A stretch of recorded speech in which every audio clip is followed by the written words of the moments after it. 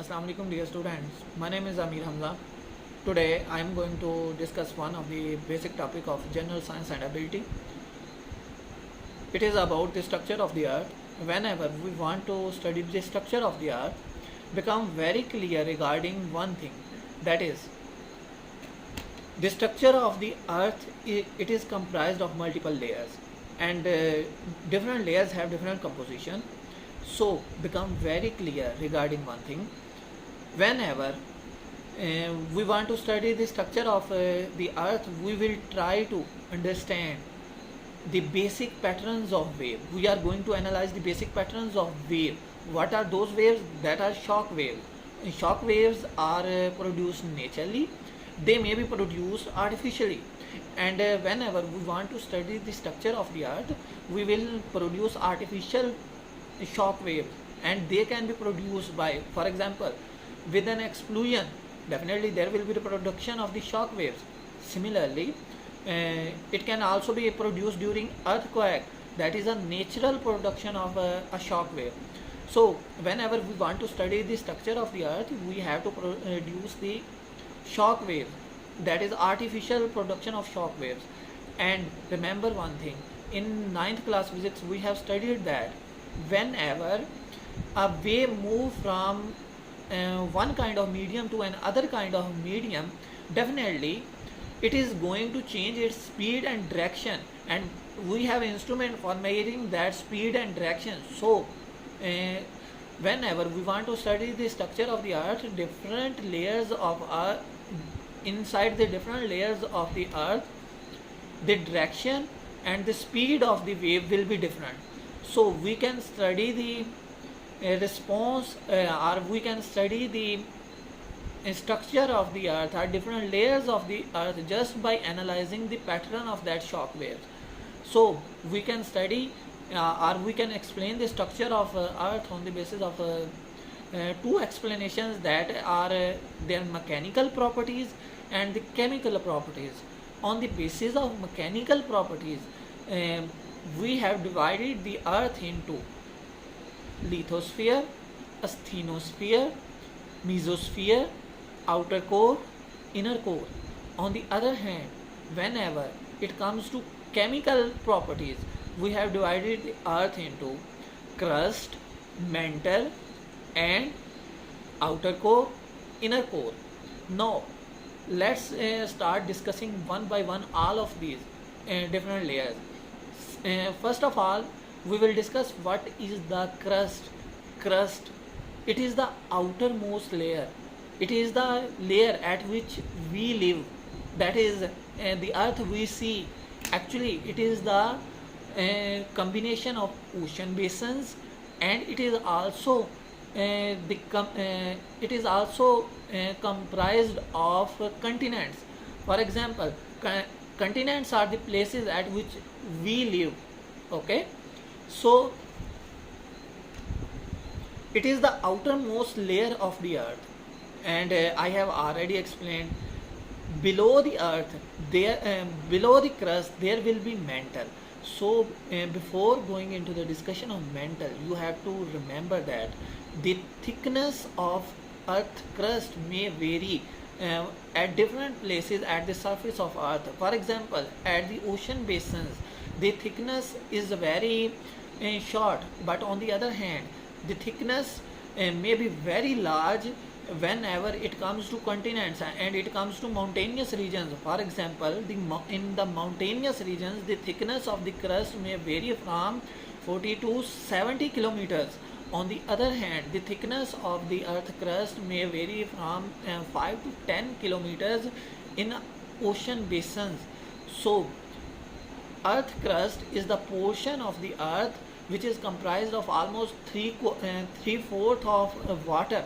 So the main elements which are present inside the earth crust are aluminium silicates. Okay, so there are different kind of rocks which are present inside the earth crust. For example, there are three kind of main rocks. For example, they may be sedimentary rocks, they may be igneous rocks, or they may be metamorphic rocks.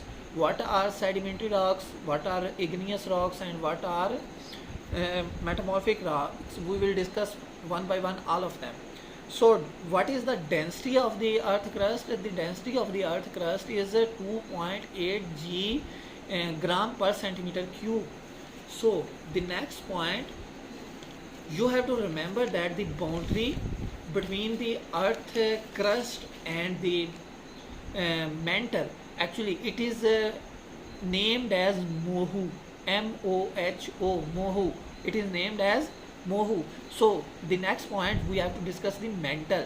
Mantle is comprised, mantle, the second layer, mantle is comprised of three further layers: upper mantle, transition zone, and lower mantle.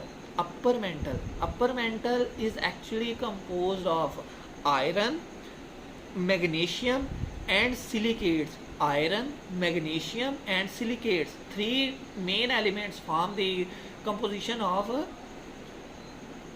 upper mantle, that is iron, magnesium, and silicates. It is comprised of 400 kilometer from Mohu towards transition zone. Okay, so it is actually the distance of the upper mantle is actually from Mohu to up to the transition zone, that starts from 400 kilometer, and from 400 kilometer to 670 kilometer, actually there exists a zone named as transition zone. And why is it named as transition zone? Actually transition zone is the zone where there is the change in the structure, or where there is a change in the configuration of the elements of the upper mantle. For example, I have discussed that iron, magnesium, and silicates, these are different kind of components. These exist in different compound forms. So you have to remember that these compound forms may be different shapes. Actually there is a spatial change in the spatial configuration. Space के अंदर configuration change हो जाती है, structure change हो जाती है. For example, अगर ये मिसाल के तौर पे मेरा हाथ है, इसके एक ग्रुप ऊपर वाली साइड पे लगा हुआ है, वो जिस वक्त इसके स्पेशल कॉन्फ़िगरेशन चेंज होगी तो वो इस तरह हो जाएगा अगर इसको मैं एक एलिमेंट कंसीडर करूँ. So this is for just an explanation for those who don't have the background of science.